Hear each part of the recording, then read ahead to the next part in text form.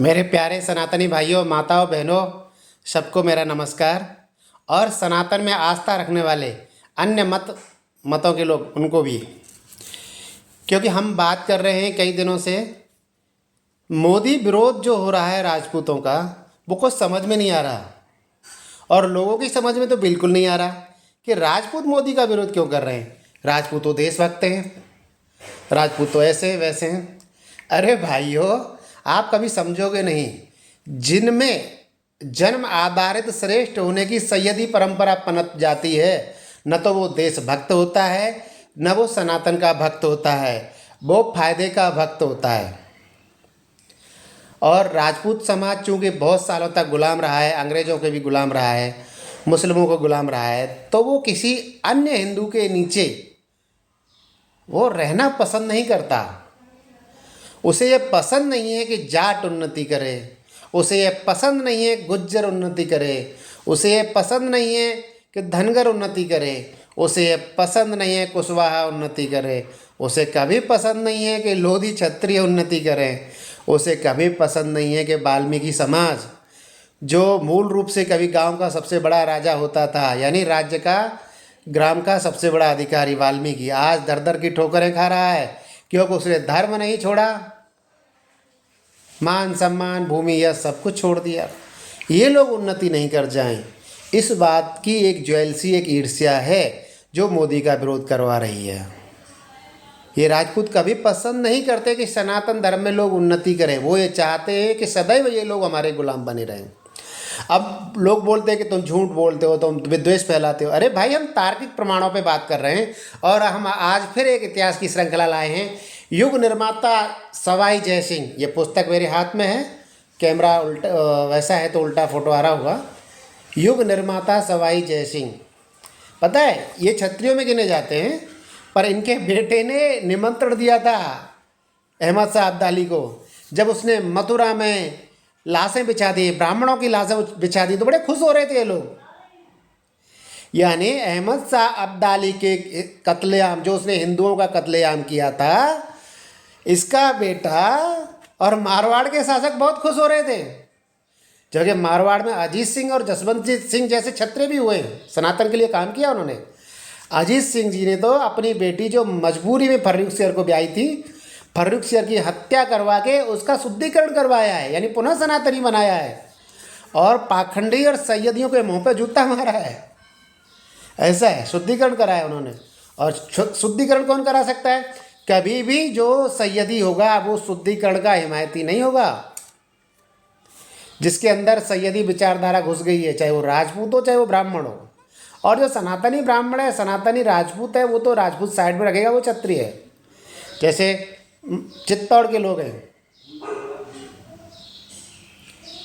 मेवाड़ के लोगों का त्याग अलग ही कहानी है। तो मैं अभी बात कर रहा हूँ कि एक बार क्या करते हैं, सवाई जय सिंह एक हरडा में एक सम्मेलन करते हैं। किसके विरुद्ध? मराठों के विरुद्ध, कि मराठों को रोका जाए। तो सभी राजपूत राजे इकट्ठे होते हैं और उस सम्मेलन की अध्यक्षता करते हैं मेवाड़ के युवराज राजा। सभी तैयार हो जाते हैं कि हाँ हम मिलके करेंगे, बात हो जाती है। लेकिन किसी भी राजपूत को मेवाड़ के राजा के अंडर रहना पसंद नहीं था। जो लोग बोल रहे हैं ना कि ये मोदी का विरोध क्यों कर रहे हैं, अरे भाइयों, ये सभी राजस्थान के रजवाड़ों ने सदैव मेवाड़ियों का विरोध किया है। मोदी की तो बात छोड़ो। तो फिर क्या हुआ? तो इन्होंने सेनाएं नहीं भेजी, लोग इकट्ठे नहीं हुए।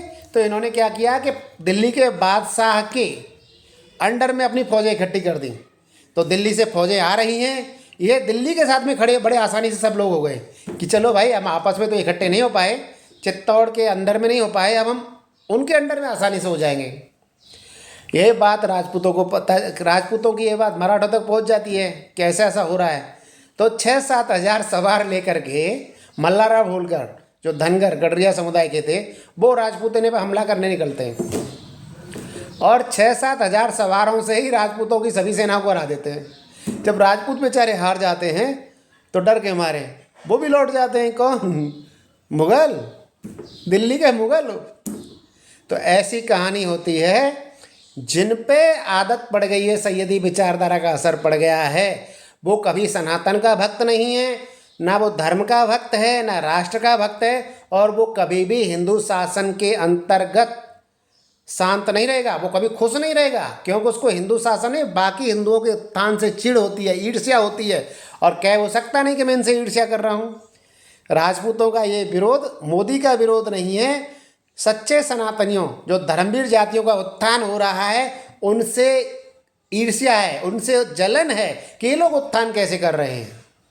अरे भाई, यही तो लोग हैं जो जजिया दे करके, कभी लठ दे करके अपने धर्म को बचाते रहे। तुम्हारी तरह जजिया उगाने के चक्कर में नहीं रहे हैं, और जजिया के बदले बिके नहीं है, तकिया को नहीं स्वीकारा है। ये सच्चे सनातनी हैं, इनसे काहे की नफरत कर रहे हो? तुम भी सच्चे सनातन को मानो, सैयदी विचारों को उतार फेंको। सनातन धर्म तो कहता है जन्मना जायते शूद्र, जन्म से सभी शूद्र होते हैं। अरे भाई, तुम जन्म से महान कैसे हो सकते हो? कर्म तुम्हारे ऐसे हैं, तुम हिंदुओं के अंतर्गत रहना ही नहीं चाहते। इतिहास भरा पड़ा इन प्रमाणों से। जानते हो, राजपुताने के किसी शासक ने, चौहानों की बात नहीं कर रहा मैं, क्योंकि चौहानों के राज्य का नाम ही राजपुताना नहीं था। चौहान अलग चीज़ हैं, पर चौहानों को सैयदियों ने सम्मान नहीं दिया। चौहानों के साथ में सैयदी ब्राह्मणों की बहुत बड़ी गद्दारी रही, क्योंकि चौहानों ने क्या किया, अनुराग चौहान ने क्या किया कि कई बार उनसे पहले इस पे कब्जा हो चुका था, अजमेर पे मुस्लिम काफ़ी मात्रा में आ चुके थे, थानेसर पे आ चुके थे। तो उन्होंने जो अनासागर सागर झील बनवाई, तो उसमें ये फैसला किया कि जो एक बार अनासागर सागर में स्नान कर लेगा, जो हिंदू धर्म छोड़ के चला गया है, जो सनातन धर्म छोड़ के चला गया है, स्नान कर लेगा, वो स्वतः ही सनातनी बन जाएगा। ये तो कुठाराघात था चौहानों का। किन के ऊपर? सैयदी ब्राह्मणों के ऊपर। उन्होंने तो उनका रोजगार ही छीन लिया कि आज स्नान करेगा, और बन रहा है, जबकि वो रोक रहे थे। जो बिक गए थे ना जजिया के बदले, वो ये चाहते ही नहीं थे कि सनातन धर्म फैले, वो ये चाहते नहीं थे सनातन धर्म आगे बढ़े। वो चुपचाप सनातन धर्म की पीठ में भाले भोंक रहे थे कि सनातन धर्म से एक बार बाहर चले जाए, उसको सनातन में नहीं लाया जाए, और कोशिश कर रहे थे ज़्यादा से ज़्यादा सनातनी लोग धर्म को छोड़ें।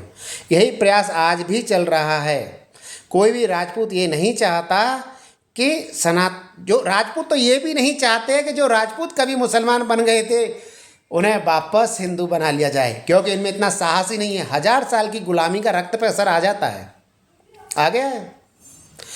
राजपूतों में जो क्षत्रिय होगा, जैसे राणा कुंभा थे, उन्होंने लाखों की संख्या में लोगों को सनातनी बनाया, अभियान चलाया था शुद्धिकरण का। चौहानों ने तो भैया श्रृंखला ही बना दी, अनासागर में स्नान कर लेगा वो सनातनी बन जाएगा। चौहानों का राज्य मलेच्छों से मुक्त था। क्यों मुक्त था? कि अनासागर की व्यवस्था ही उन्होंने ऐसे कर दी थी। और इनका राज्य, ये मलेच्छों के राज्य में खुश रहते हैं। पता है, एक बार मराठे कोशिश कर रहे थे, सावरकर लिखते हैं। अच्छा, ये लोग सावरकर का विरोध क्यों करते हैं? कोई भी राजपूत सावरकर को आगे नहीं करेगा, सावरकर जी को, और सैयदी ब्राह्मण नहीं करेगा। जो सनातनी ब्राह्मण है वो मानेगा सावरकर को, जो सनातनी है सच्चा वो मानेगा। वो कहते हैं जब मराठे दिल्ली पर कब्जा करने का प्रयास कर रहे थे, तो सैयदी ब्राह्मण और कुछ राजपूत ये कह रहे थे जब ईश्वर नहीं चाहता है कि इनको गद्दी से हटाया जाए, तो तुम क्यों ऐसा प्रयास कर रहे हो? तो भाई, ये मोदी के राज में कैसे खुश हो जाएंगे? मोदी भी तो हिंदू है। माना कि जिन जातियों को मोदी का विरोध करना था, धनगरों को सबसे बड़ा धोखा दिया महाराष्ट्र में। और धनगर कौन है? अरे, मराठा साम्राज्य की नींव रखने वाले धनगर गवली तो थे, और कुणबी, और कौन थे?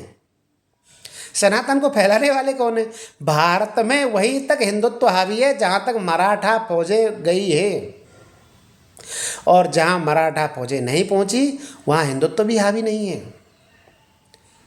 हिंदुत्व राजपूतों की वजह से नहीं है, मराठों की वजह से है। अच्छा मेरे प्यारे सनातनी भाइयों, नमस्ते। बात आपको समझ में आ गई होगी तो ठीक है, नहीं तो आगे श्रृंखला लाते रहेंगे, बताते रहेंगे। और सवाई जय सिंह, इन्होंने समाज सुधार के बड़े प्रयास किए थे, अश्वमेध यज्ञ भी किया था। बहुत अच्छे क्षत्रिय हैं, इनको हम क्षत्रिय मानते हैं, लेकिन सभी राजपूत क्षत्रिय नहीं है। पर बेचारा अकेला क्षत्रिय क्या करेगा? अच्छा, नमस्ते मेरे सभी सनातनी भाइयों। ईश्वर आपको सनातन धर्म की मूल व्यवस्था को समझाए, शुद्ध सनातन को समझाए, हम ये चाहते हैं। और आप मिलावट और शुद्धता में अंतर कर पाए। अच्छा, नमस्ते भैया, नमस्ते।